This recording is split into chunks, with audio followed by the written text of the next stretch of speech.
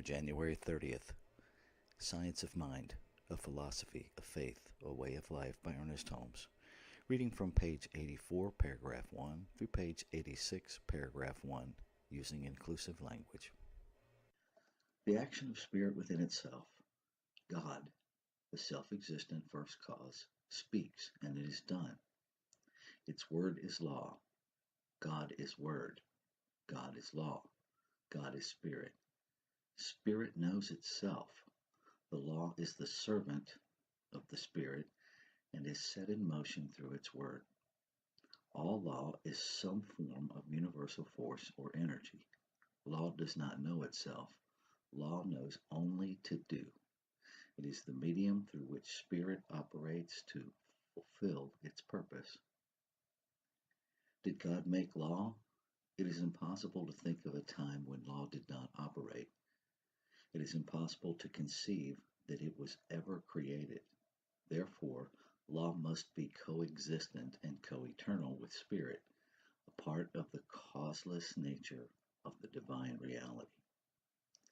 Spirit operates through law, which is some part of its own nature. Therefore, all action must be some action of spirit as law.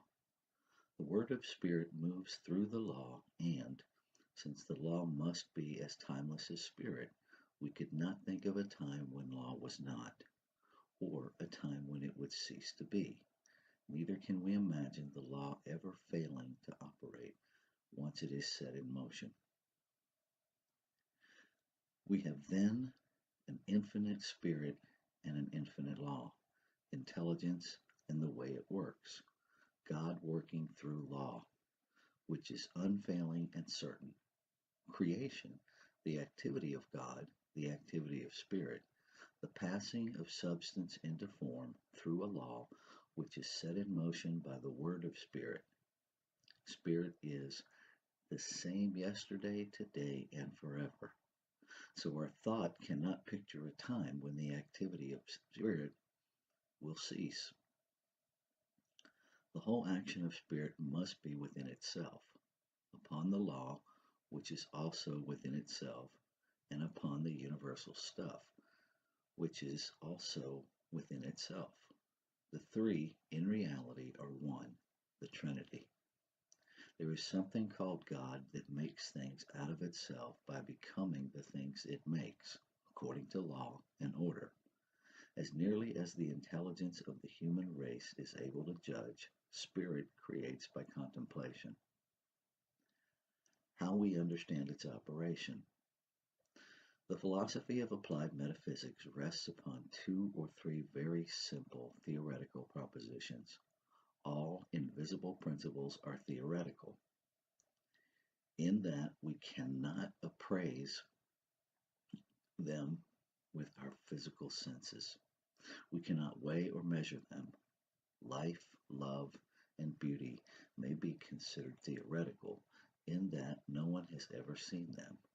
We see only their manifestations, but because of such manifestations, we reason that they really exist. Metaphysical work rests upon the theory that the universe is a thing of absolute intelligence, that this intelligence is self-existent, spirit was not created. It was, is, and ever will be. We are compelled to assume the actuality of an original creative energy and intelligence before which nothing comes. God, the divine or universal life principle, or whatever you choose to call it, is an original, uncreated, changeless being. Not a being with parts, but being with potentialities. There is a vast difference. A present interpretation of the universe, according to one learned physicist, is that of an infinite thinker thinking mathematically. The infinite thinker is a spontaneous thinker. The infinite thinker thinks, and what follows is a sequence of law and order, of cause and effect. This is the mathematics. The infinite thinker is in movement is principle. The being of the infinite thinker is pure spirit and may be thought of in a sense which we but dimly comprehend, as the infinite or abstract essence of concrete personality and the cause of all objective and subjective manifestation. To express this more simply, God thinks. As the result of God's thought, law is set in motion, or the thought moves as law in a field of cause and effect. Its movement is now mathematical. The only thing that is spontaneous is the creative thought itself, the contemplation